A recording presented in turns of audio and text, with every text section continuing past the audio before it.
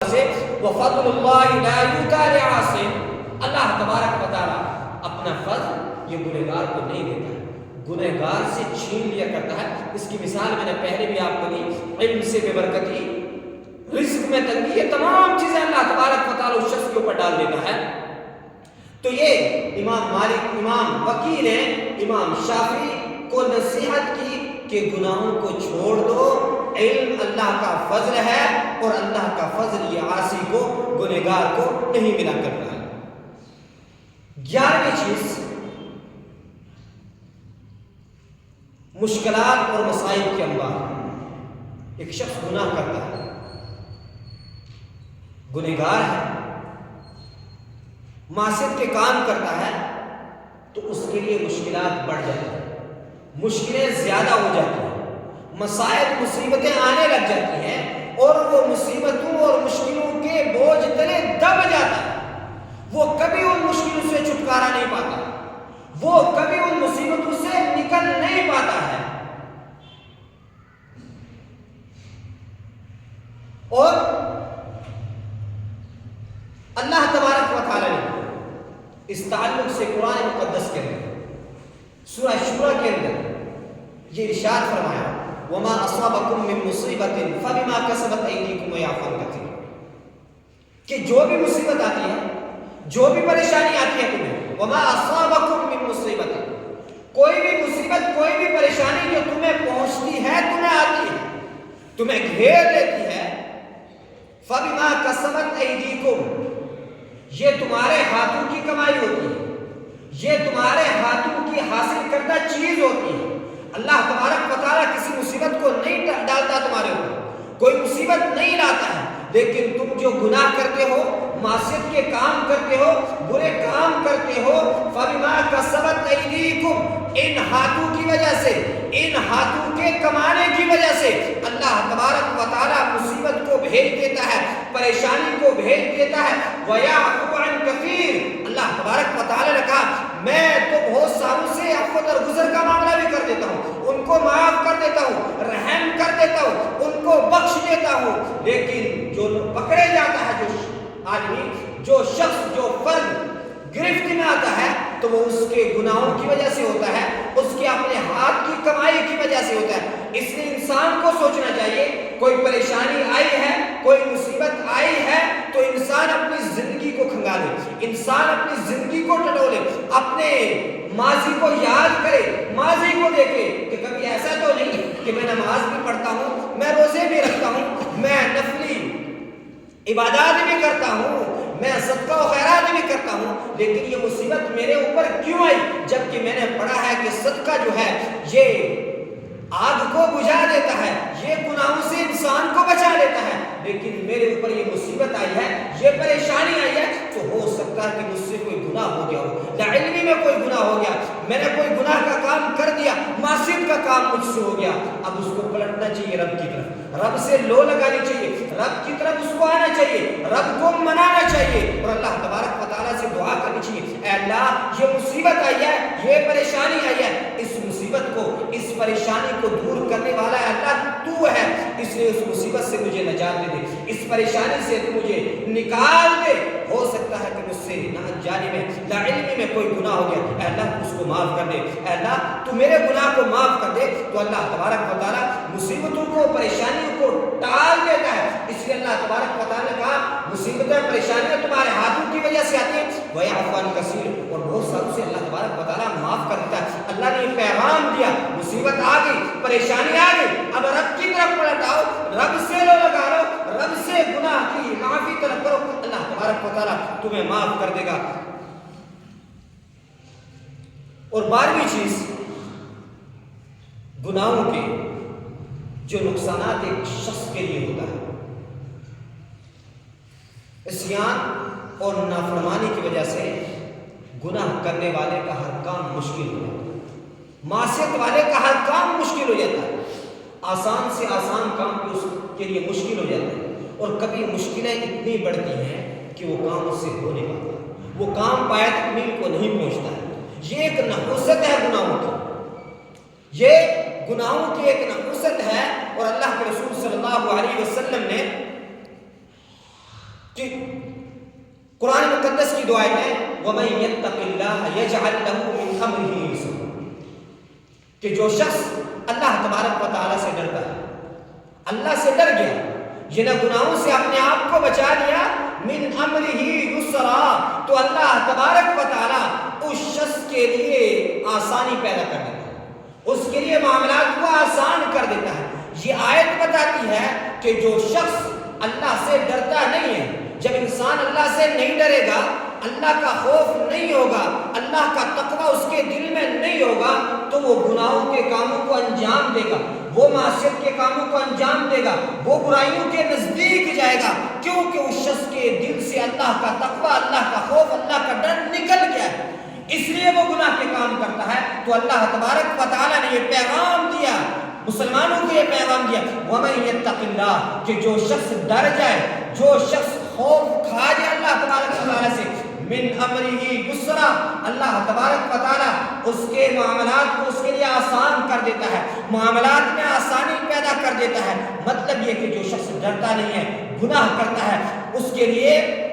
ہر کام مشکل ہوتا چلا جاتا ہے، آسان کام بھی اس کو مشکل لگنے لگ جاتا ہے۔ اور دوسری آیت وَمَن يَتَّقِ اللَّهَ يَجْعَلْ لَهُ مَخْرَجًا، کہ اللہ کا ڈر ہوگا، اللہ کا خوف ہوگا، اللہ کا تقوی ہوگا، یجعل لَهُ مَخْرَجًا، تو اللہ تبارک و تعالیٰ مصیبت سے، پریشانی سے، کسی بھی مشکل کام سے اللہ تبارک و تعالیٰ تمہارے لیے نکلنے کا راستہ پیدا کر دے گا، تمہیں اس مشکل سے، اس پریشانی سے نکال دے گا، اس مشکل سے مشکل کام کو بھی اللہ تبارک و تعالیٰ اس ڈرنے والے شخص کے لیے، اس مسلمان کے لیے جس کے دل کے اندر اللہ کا خوف ہے، اس کے لیے راستہ پیدا کر دیتا ہے، اس کے لیے راستہ بنا دیتا ہے اس مشکل سے، اس پریشانی سے نکلنے کا۔ تو یہ 12واں جو نقصان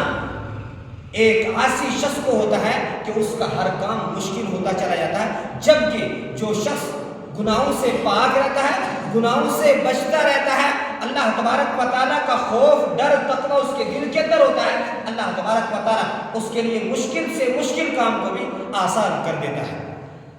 اور اسی طرح گناہوں کی وجہ سے 13واں جو نقصان ہوتا ہے ایک شخص کو، اس کی نیکیوں کو اللہ برباد کر دیتا ہے، اس کی نیکیاں برباد ہو جاتی ہیں، اور خاص طور سے وہ گنہگار شخص، وہ معاصی کا ارتکاب کرنے والا شخص جو خلوت میں، جو اکیلے، جو رات کی تنہائیوں میں اکیلے گناہ کے کام انجام دیتا ہے، خلوت میں کوئی اس کے گناہ کو نہیں دیکھتا ہے سوائے اللہ تبارک و تعالیٰ، اس وقت جو شخص گناہوں کو انجام دیتا ہے وہ شخص کی نیکیوں کو اللہ تبارک و تعالیٰ برباد کر دیتا ہے۔ اس تعلق سے اللہ کے رسول صلی اللہ علیہ وسلم کی 2 حدیثیں میرے اور آپ کے سامنے ہونی چاہیے۔ پہلی حدیث صوبان بیان کرتے ہیں کہ اللہ کے رسول صلی اللہ علیہ وسلم نے ارشاد فرمایا، اور یہ ابن ماجہ کی روایت ہے، لَأَعْلَمَنَّ أَقْوَامًا مِّنْ أُمَّتِي يَأْتُونَ يَوْمَ الْقِيَامَةِ بِحَسَنَاتٍ أَمْثَالَ جِبَالِ تِحَامَةٍ۔ اللہ کے رسول نے کہا کہ میری امت کے کچھ ایسے لوگ آئیں گے قیامت کے دن، نیکیاں ہوں گی ان کے پاس، امثال جبال تہامۃ بیض، تہامہ پہاڑ کی طرح، تہامہ جو بڑے بڑے پہاڑ ہیں ان پہاڑوں کی طرح ان کی نیکیاں جو ہیں روشن ہوں گی۔ کیا ہوں گی؟ میری اس قوم کی نیکیاں جو ہیں روشن ہوں گی، تہامہ پہاڑوں کی طرح روشن ہوں گی۔ فَيَجْعَلُهَا اللَّهُ عَزَّ وَجَلَّ هَبَاءً مَنْثُورًا، اللہ کے رسول نے کہا کہ اللہ تبارک و تعالیٰ ان نیکیوں کو، ان حسنات کو ہباء منصورہ بنا دے، اڑتے ہوئے ذرات بنا دے۔ اور ذرات کس کو کہتے ہیں؟ ہوا کس کو کہتے ہیں؟ جب سورج کی جو پہلی شعاع ہوتی ہے، جو کرن ہوتی ہے، جو کھڑکی سے اندر آتی ہے یا دروازے سے اندر آتی ہے، اس شعاع میں، اس سورج کی پہلی کرن میں جو ذرات اڑتے ہیں، جو ایسے گھر میں اڑتے ہیں نظر نہیں آتے ہیں۔ کبھی آپ کھڑکی سے جب روشنی اندر آئے صبح کے وقت میں، تو آپ دیکھ رہے اس کھڑکی کو کھول کر، اس دروازے کو کھولنا یا اس روشن دان کو کھولنا، جب اس سے اندر جو ہے دھوپ آتی ہے، وہ کرن جو آتی ہے، وہ سورج کی پہلی جو شعاع آتی ہے نا، اس میں جو ذرات ہوتی ہیں تو ان کو ہوا کہتے ہیں۔ وہ ذرات نظر نہیں آتے لیکن ہوتے بے شمار ہیں۔ ان ذرات کو انسان گن نہیں سکتا، روشنی کی اس شعاع میں، سورج کی اس شعاع میں، کرنوں میں ان کو گن نہیں سکتا انسان کتنے زیادہ ہوتے ہیں، انسان بس سوچ سکتا ہے کہ بے شمار ہیں۔ اللہ تبارک و تعالیٰ نے کہا کہ اس کی نیکیاں تو اتنی ہوں گی لیکن اس کی نیکیوں کی کوئی اہمیت نہیں ہوگی، وہ بالکل ایک دم ختم ہونے کے برابر ہے، اس کی نیکیوں کی کوئی ویلیو نہیں ہوگی۔ جس طرح وہ ذرات جو اڑ رہے نا وہ نظر تو آ رہے انسان کو شعاع میں لیکن شعاع کے علاوہ وہ نظر نہیں آتے ہیں، اسی طرح اس کی نیکیاں ہوگی لیکن اس کو نظر نہیں آئیں گی، یا ان شعاعوں کی طرح اس کی نیکیاں اڑتی پھریں گی جس کا اس کو کوئی فائدہ نہیں ہوگا۔ تو صوبان رضی اللہ عنہ نے کہا اے اللہ کے رسول صلی اللہ علیہ وسلم صفہم لنا جلہم لنا، اے اللہ کے رسول ان کی صفات بیان کیجئے یا ان کے بارے میں کھل کر ہمارے سامنے آپ بیان کیجئے۔ اللہ کے رسول نے ارشاد فرمایا، صوبان کہتے ہیں کہ میں نے کہا کہ کبھی لاعلمی میں یا نہ جانتے ہوئے ہم ان کے نزدیک نہ چلے جائیں تو اللہ کے رسول صلی اللہ علیہ وسلم نے ارشاد فرمایا کہ وہ تمہارے بھائی ہوں من جلدکم، تمہارے اپنے بھائی ہوں گے، تمہارے قریبی ہوں گے، تمہارے خون کے رشتہ دار ہوں گے، تمہارے اپنے ہوں گے۔ وَيَأْخُذُونَ مِنَ اللَّيْلِ كَمَا تَأْخُذُونَ، وہ رات کو پائیں گے جیسے تم لوگ پاتے ہو، وَلَكِنَّهُ أَقْوَامٌ، لیکن جب وہ خلوت میں ہوتے تھے، جب وہ اکیلے ہوتے تھے، بِمَحَارِمِ اللَّهِ، تو اللہ کے محارم کو انجام دیتے تھے، اللہ کے حرام کردہ چیزوں کو انجام دیتے تھے، اس وجہ سے وہ ہلاک کر دیے، ان کی نیکیاں ختم کر دی گئی۔ دن کے اجالے میں وہ لوگوں کے ساتھ نمازیں بھی پڑھ رہے ہیں، لوگوں کے ساتھ قیام اللیل بھی کرتے تھے، لوگ دیکھ کر آشش کرتے تھے کہ یہ لوگ اللہ کے نیک بندے ہیں، اللہ کے سارے بندے ہیں، اللہ کے فرمانبردار بندے ہیں، لیکن جب رات آئی، رات کو پایا، خلوت کو پایا، اکیلے میں تھے تو اللہ کے محارم کو، اللہ کی منع کردہ چیزوں کے، اللہ کی حرام کردہ چیزوں کو انہوں نے اپنے لیے حلال کر دیا، اللہ تبارک و تعالیٰ نے ان کو برباد کر دیا، اللہ تبارک و تعالیٰ نے ان کو ہلاک کر دیا۔ اور دوسری روایت یہ مسلم کی اور ترمذی کی روایت ہے، ابو ہریرہ رضی اللہ عنہ کہتے ہیں کہ اللہ کیسے گناہ کیسے نیکیوں کو برباد کرتے ہیں۔ دوسری روایت اللہ کے رسول نے سوال کیا اپنے صحابہ سے، اتدرون من المفلس، کیا تم لوگ جانتے ہو مفلس مطلب جس کے پاس کچھ نہ ہو، مفلس آپ فقیر کہہ سکتے ہیں، مسکین فقیر کہہ سکتے ہیں، جس کے پاس کچھ نہ ہو، آپ جانتے ہو کہ مفلس کون ہے؟ صحابہ سے سوال کیا اللہ کے رسول نے، صحابہ نے کہا المفلس فینا من لا درہم ولا متاع، مفلس تو وہ شخص ہے، فقیر تو وہ شخص ہے جس کے پاس کچھ نہ ہو، وہ شخص ہے جس کے پاس درہم نہ ہو، روپیہ پیسہ نہ ہو، مال و متاع نہ ہو۔ صحابہ نے کیا سمجھا اللہ کے رسول سے؟ اللہ کے رسول نے پوچھا، صحابہ نے یہ سمجھا کہ مفلس ہی ہوگا، اللہ کے رسول نے کہا نہیں، میرا کہنے کا مقصد کچھ اور ہے کہ میری امت کا مفلس وہ شخص ہوگا یعنی یوم القیامہ، جو قیامت کے دن آئے گا، بصلاۃ و زکاۃ، میری امت کا مفلس وہ شخص ہوگا جو قیامت کے دن آئے اللہ کی بارگاہ میں، بصلاۃ و زکاۃ، اس کے پاس نمازیں بھی ہیں، اس کے پاس زکوٰۃ بھی ہے، وَيَأْتِي قَدْ شَتَمَ هَٰذَا، نماز بھی لے کر آئے، وہ زکوٰۃ بھی لے کر آئے، فرائض کو لے کر اللہ کی بارگاہ میں پہنچا، لیکن ساتھ میں کیا ہے؟ دوسری طرف شتم هَٰذَا، اس نے گالی بھی دی ہے، وَقَذَفَ هَٰذَا، اس نے کسی کے اوپر تہمت بھی لگائی ہے، وَأَكَلَ مَالَ هَٰذَا، اس نے حرام طریقے سے مال بھی کھایا ہے، وَسَفَكَ دَمَ هَٰذَا، اس نے کسی کا قتل بھی کیا ہے، وَضَرَبَ هَٰذَا، اس نے کسی کو مارا بھی، کسی کے اوپر زیادتی بھی کی ہے، کسی کے اوپر سختی بھی کی ہے۔ ایک شخص فرائض کو لے کر آیا، نمازیں بھی ہیں، زکوٰۃ بھی ہیں، لیکن دوسری طرف اللہ کے رسول نے کہا گالی گلوچ اس نے کی، تہمت لگائی، مال کھایا حرام طریقے سے، خون بہایا، اور اسی طرح مارا بھی، دوسرے کے ساتھ زیادتی بھی کی، وَضَرَبَ هَٰذَا، اس نے مارا دوسرے کو، زیادتی کی۔ اللہ کی قسم ہم میں سے کوئی ایسا شخص ہے جس نے کسی دوسرے پر زیادتی نہیں کی، حالانکہ وہ زیادتی کا مستحق نہیں تھا، وہ اپنی جگہ پہ صحیح تھا، ہم نے کسی بھی طریقے سے اس کے ساتھ زیادتی کی۔ کیا ہم گالی گلوچ نہیں کرتے ہیں؟ کیا ہم دوسرے کا مال نہیں کھاتے ہیں؟ کیا ہم چلتے پھرتے اپنے دوستوں کی وجہ سے، اپنے رشتہ داروں کی وجہ سے، اپنے قریبی کی وجہ سے دوسروں کے اوپر تہمت نہیں لگاتے ہیں۔ وَالصَّفَا کا دم حاضہ، ہو سکتا ہے اس سے ہم بچ جائیں، لیکن باقی جو 3 برائیاں ہیں اس برائی میں کوئی ہے ایسا شخص ہم میں سے جو یہ کہہ سکے کہ میں ان سے پاک باز ہوں۔ اللہ کے رسول نے کہا کہ نماز بھی ہے، زکوٰۃ بھی ہے، لیکن یہ تمام برائیاں بھی اس کے پاس ہیں۔ اللہ کے رسول صلی اللہ علیہ وسلم نے ارشاد فرمایا فَيُؤْتَى هَذَا مِنْ حَسَنَاتِهِ وَهَذَا مِنْ حَسَنَاتِهِ، اس کی یہ تمام نیکیاں، نماز والی نیکیاں، زکوٰۃ والی نیکیاں اٹھا کر کسی کو گالی دی اس کو دے دی، کسی کو مارا اس کو دے دی، کسی کا مال کھایا اس کو دے دیا، کسی پہ تہمت لگایا اس کو دے دیا، کسی کا قتل کیا اس کو دے دیا۔ اس کے بعد اگر اس کی برائیاں ہیں بھی، اس کی نیکیاں ختم ہو گئی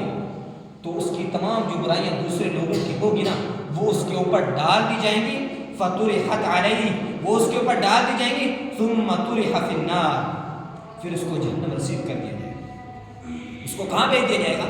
اس کو جہنم میں بھیج دیا جائے گا، اس کا ٹھکانہ جہنم بن جائے گا۔ یہ دونوں حدیثیں میری اور آپ کی رہنمائی یا میرے اور آپ کے سامنے یہ بات پیش کرتی ہے کہ گناہ جو ہوتے ہیں، برائی جو ہوتی ہے، معصیت کے جو کام ہوتے ہیں، یہ نیکیوں کو ختم کر دیتے ہیں۔ اس لیے مجھے اور آپ کو سوچنا ہے کہ ہم کتنی برائیاں کرتے ہیں، ہم نماز بھی پڑھ رہے ہیں، ہم زکوٰۃ بھی دیتے ہیں، دوسری طرف ہم برائیاں بھی کر رہے ہیں، تو یہ نماز، یہ زکوٰۃ اس شخص کو دے دی جائیں گی جس کے ساتھ ہم نے برا بھلا کیا، جس کے ساتھ ہم نے زیادتی کیا، جس کے ساتھ ہم نے گالی گلوچ کیا، اس کو یہ نیکیاں ہماری دے دی جائیں گی۔ اس کے بعد اگر ہماری برائیاں بچ جائیں گی، نیکیاں ختم ہو جائیں گی، تو ان تمام اشخاص کی برائیاں ہمارے اوپر لاد کر ہمیں جہنم رسید کر دیا جائے گا۔ تو یہ گناہوں کے 13 خطرناک نتائج سے جو 4 خطبوں میں نے بیان کیے، جو ایک شخص کے لیے، ایک فرد کے لیے گناہوں کے جو 13 نقصانات تھے، میں نے ان کو قرآن و حدیث کی روشنی میں آپ کے سامنے بیان کیا۔ اور یہ 13 نقصان کوئی چھوٹے نہیں ہیں، 4 تو میں نے آج گنائے، باقی 9 میں نے پہلے آپ کے سامنے بیان کیے کہ زنگ آلود ہو جاتا ہے، دل زنگ آلود ہو جاتا ہے، انسان کا دل نیکیوں میں نہیں لگتا ہے، اچھائیوں میں نہیں لگتا ہے، برکت کا خاتمہ ہو جاتا ہے، علم سے محروم انسان کو کر دیا جاتا ہے، اس کا رزق تنگ کر دیا جاتا ہے، شیطان کو اس کا ساتھی بنا دیا جاتا ہے۔ یہ تمام چیزیں گناہ کرنے والے شخص کے لیے ہیں، ایک شخص کے لیے ہیں۔ اور اگر ایک شخص گناہ کرتا ہے، افراد پہ، ایک قوم پہ، ایک قبیلے پہ، ایک معاشرے پہ اس کے کیا اثرات ہوتے ہیں، انشاءاللہ اس کو مختصراً اگلے خطبے میں بیان کیا جائے گا کہ ایک شخص گناہ کرتا ہے، اس کے لیے تو اس کے نقصان 13 تھے ہی، لیکن معاشرے کے لیے کیا نقصان ہوتے ہیں، افراد کے لیے کیا نقصان ہوتے ہیں، پوری قوم کے لیے ایک شخص کے گناہ کیسے پیش خیمہ بنتے ہیں، اس کو انشاءاللہ بیان کیا جائے گا۔ اللہ تبارک و تعالیٰ سے دعا ہے کہ مجھے اور آپ کو صحیح معنوں میں قرآن حدیث کے مطابق زندگی گزارنے کی توفیق عطا فرمائے۔ اللہ تبارک و تعالیٰ مجھے اور آپ کو توفیق دے کہ میں اور آپ اپنے گناہوں کی بخشش طلب کر سکیں، معافی طلب کر سکیں، جب تک ہم جئیں اسلام پر جئیں، اور جب ہمارا خاتمہ ہو تو کلمہ توحید پڑھو۔ وآخر دعوانا الحمدللہ رب العالمین۔